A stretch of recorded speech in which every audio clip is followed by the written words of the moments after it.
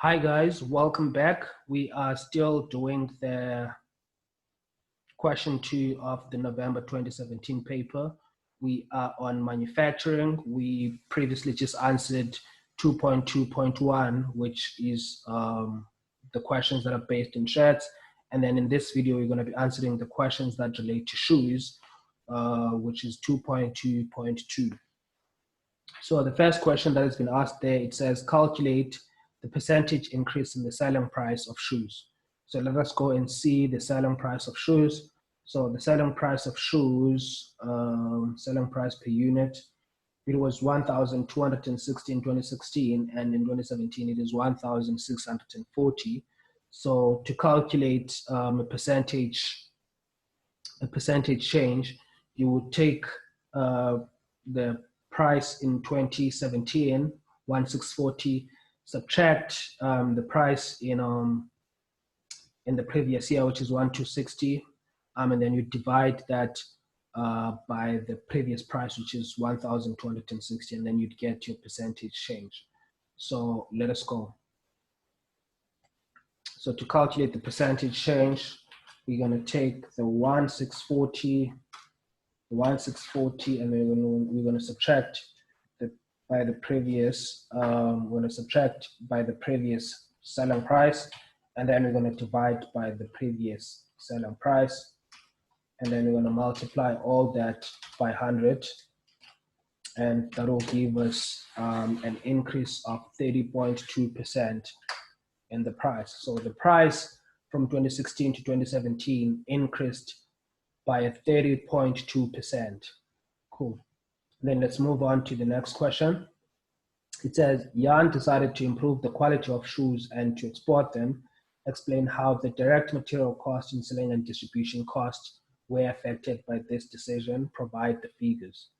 So let us see. So we are looking at the direct material cost and the selling and distribution cost.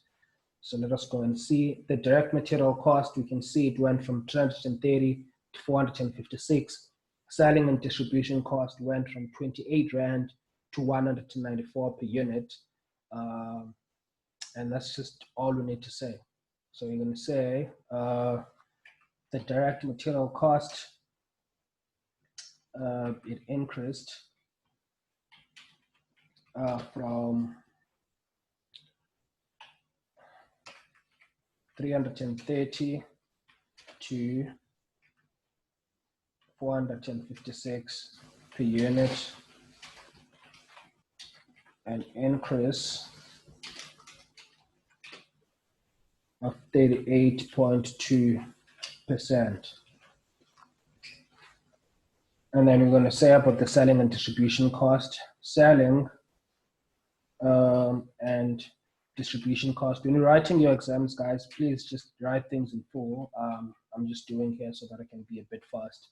So selling and distribution cost increased from 28 Rand to 194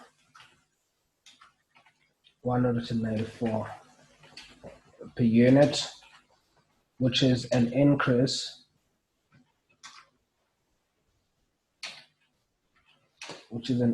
of 592.8%. So that is quite a big increase there for selling and distribution cost. All right, and then the question that follows, it says Jan was concerned about the increase in price would have a negative impact on the business. Explain whether his concerns are justified. State 2 points. So the first thing that you're going to do is say, well, is it justified that he's concerned? Is there any justification to it? And then if there is a justification, we support it with some of the numbers that we can produce. Okay, let us see if he should actually be concerned. So if you look at the break-even point, previous year we had 4,317, now we have 3,842. So we're in a much better position now because we need to sell a lesser amount of units than we did in the previous year. Secondly, units produced and sold, we have increased our production and we have increased our sales. So that looks good to me. The net profit, it went from 1,183,000 to 2,379,750. So that looks good as well. What else do we need to look at? So from these measures that I just looked at, I think there's no need to be concerned because he's doing quite well. So if I explain whether his concern is justified, so I'm just going to say his concern is not justified. And then I'm going to start with the sales. So point one, despite the increase in price, sales increased by 1,250 units because the business